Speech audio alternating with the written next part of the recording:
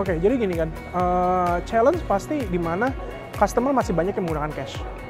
Dan mengeducate customer itu bukan hal yang mudah. Assure bahwa produk yang kita berikan itu sudah secure, sudah ya tidak ada isu lah, seperti itu tuh juga bukan hal yang mudah. Jadi satu, ngedevelop produknya, bagian teknikalnya, di sisi lain ialah nge-educate customer-nya. Educate customer tuh nggak bisa sendiri, itu harus bareng-bareng. Dan di sisi lain aku sampaikan juga, kalau misalnya bank atau mungkin e-money company mencoba memberikan solusi yang mana sebenarnya cuma in par atau yang sebenarnya equally sama aja dengan cash, believe me, customer akan lebih prefer cash. Karena apa? Satu, mereka sudah punya cash sekarang. Semua orang bisa terima cash. Berarti kan nggak ada cost buat perubahan, nggak ada cost buat migrating mereka. Nggak ada learning curve-nya lagi. Sekarang aku punya 100.000, aku bayar 100.000 gitu kan. Nah, disitulah challenge-nya. Gimana kita bisa memberikan value yang lebih dibanding apa yang cash bisa berikan ke customer sekarang. Plus, bersama-sama kita educate customer-nya, sehingga customer-nya mulai open, mulai berani untuk melakukan atau join ke digital payment movement ini. Seperti itu.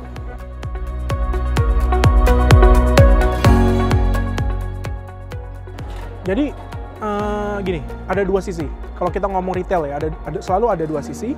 Sisi yang customer-nya akan membayar, sama sisi yang akan menerima uangnya. Oke? Jadi, dan menerima uang mostly itu ialah seller. Karena kita melakukan payment kan. Ya oke, transfer is one thing yang mana customer ke customer. Tapi payment is another thing yang mana aku juga bahas tadi. Isunya jelas di mana penetration education ke seller ini belum se-massive ke usernya. Kalau user concernnya apa sih? Security gitu-gitu lagi kan. Lebih ke bagaimana kita mengeducate bahwa uangnya nggak akan hilang. Gimana kita bisa assure bahwa dengan sistem kita, kalau ada fraudulent attempt, kita bisa nge-prevent itu. Lebih ke arah sana. Tapi ke seller itu gimana kita onboard mereka bahwa, Anda bisa nerima payment pakai QR ya. Anda bisa nerima payment pakai contohnya debit ya sekarang.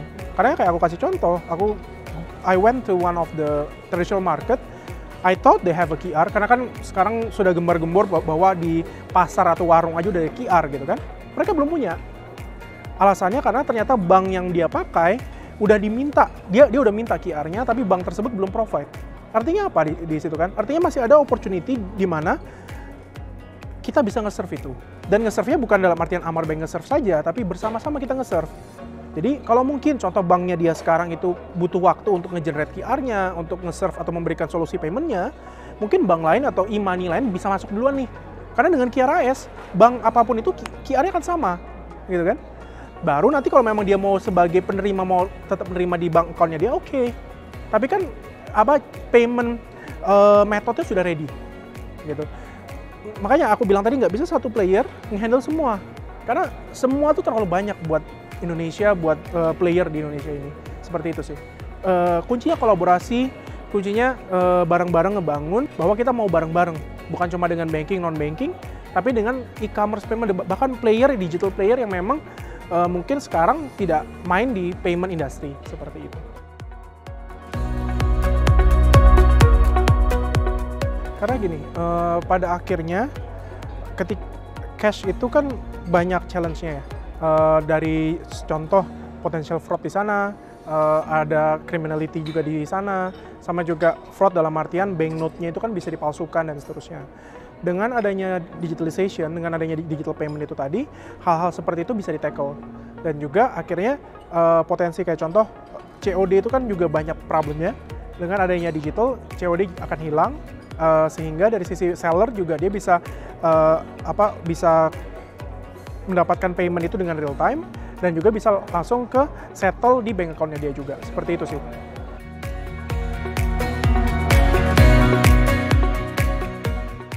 Jadi kita sekarang baik di Tunaiku maupun di Senyumku tuh nge-push untuk use cases di mana user bisa melakukan payment secara digitally.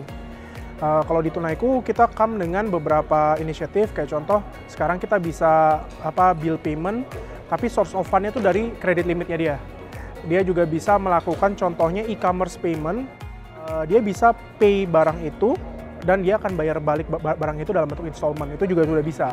Nah, dari sisi Senyumku, obviously karena Senyumku digital banking kita, semua yang tadi disampaikan kayak e-commerce payment, habis itu bill payment, itu juga sudah ada, plus ada juga yang sudah live kayak contohnya online transfer, habis itu ada juga kayak yang lagi ongoing QRIS dan juga BFAST seperti itu.